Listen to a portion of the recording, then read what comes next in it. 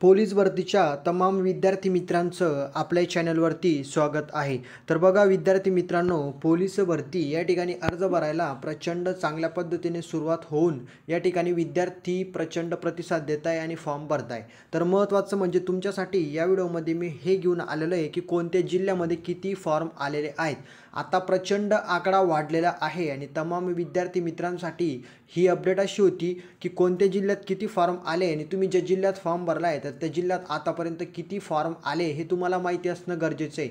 कारण तुम्हाला कॉम्पिटिशन किती टफ असणार आहे हे सुद्धा कळायला पाहिजेत की तुम्हाला तयारी किती जास्तीत जास्त करावं लागेल। आणि महत्त्वाचं म्हणजे फॉर्म भरल्यानंतर ग्राउंड कोणत्या महिन्यात होईल ते पण मी तुम्हाला डिटेलमध्ये सांगणार आहे।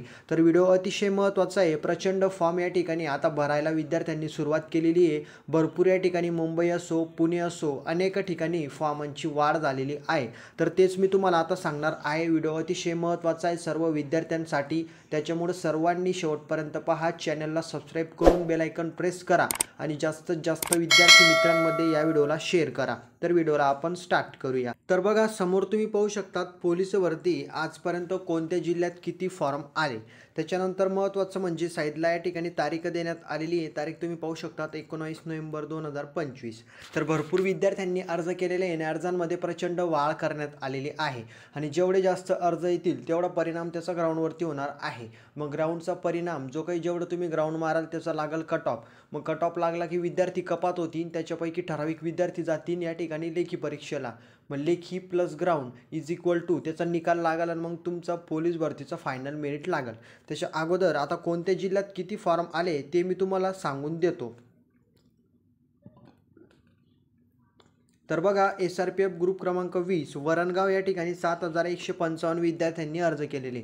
आता महत्त्वाचं म्हणजे वरणगाव या ठिकाणी नवीन SRPFचं दल स्थापन करण्यात आलेलं आहे आणि त्या ठिकाणी महत्त्वाचं म्हणजे जास्त करून जे काही विद्यार्थी आहेत तर ते अर्ज करताय, कारण तिथं वॅकन्सी सगळ्यात जास्त आहे। तर बघा त्याच्यानंतर सेकंड नंबरचं आहे SRPF ग्रुप क्रमांक 13 गडचिरोली 1223 विद्यार्थ्यांनी अर्ज केलेले।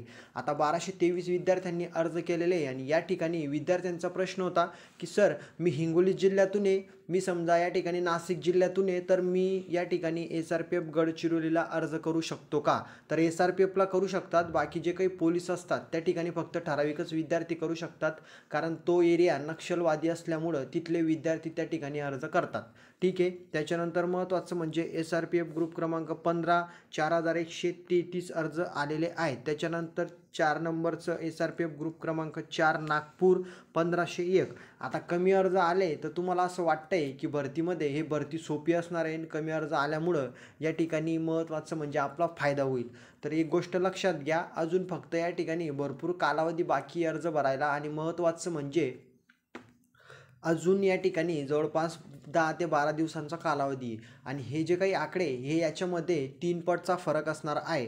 आता जर समजा 20,000 फॉर्म आलेले तर अजून 10 दिवसामध्ये 60,000 फॉर्म येतील। त्याच्यामुळं या ठिकाणी संभ्रममध्ये राहू नका की कमी फॉर्म।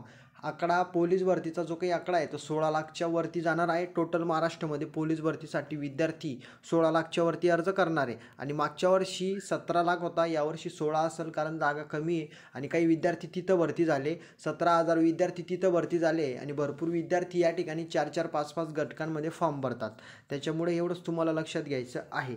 त्याच्यानंतर कोल्हापूर या ठिकाणी 622, समोरचं आहे नागपूर कारागृह 7047। या ठिकाणी बघू शकतात की 7047 विद्यार्थ्यांनी अर्ज केलेला आहे। त्याच्यानंतर हिंगोली 1442, CP मुंबई 23,863 विद्यार्थ्यांचे अर्ज किती आहे 23,863 CP मुंबई म्हणजेच मुंबई शहर आणि या ठिकाणी प्रचंड अर्जांची वाढ झालेली आहे आणि अजून तर या ठिकाणी भरपूर दिवस बाकी आहे आणि महत्त्वाचं म्हणजे मुदतमध्ये सुद्धा वाढ होणार आहे, एवढं तुम्हाला लक्षात घ्यायचं आहे। 2 वर्षापासून झालेली होती, यावर्षी सुद्धा होईलच।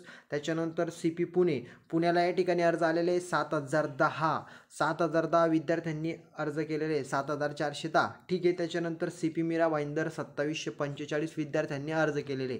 मागच्या वर्षाचा जर आपण विचार केला तर मुंबई शहरला 4 लाखच्या वरती विद्यार्थ्यांनी अर्ज केलेले होते, 4,50,000च्या वरती। त्याच्यामध्ये मुलं मुली दोन्ही होते। त्याच्यानंतर CP मीरा भाईंदरला सुद्धा प्रचंड अर्ज आले होते। तर अशा पद्धतीने या ठिकाणी आजची तारीख मी तुम्हाला सांगितलेली 19 नोव्हेंबरपर्यंत या जिल्ह्यांमध्ये या घटकांमध्ये एवढ्या विद्यार्थ्यांनी अर्ज केलेले आहे. आणि महत्त्वाचं म्हणजे अजून अर्जांमध्ये प्रचंड वाढ होणार आहे. एवढं लक्षात तुम्हाला घ्यायचं आहे की अर्ज कमी आले म्हणून टेन्शन घेऊ नका, भरपूर अर्ज अजून वाढतील, 16 लाखच्या वरती आकडा जाणार आहे. आता महत्त्वाचं म्हणजे ग्राउंड कधी होणार आहे, भरपूर विद्यार्थ्यांचा प्रश्न होता.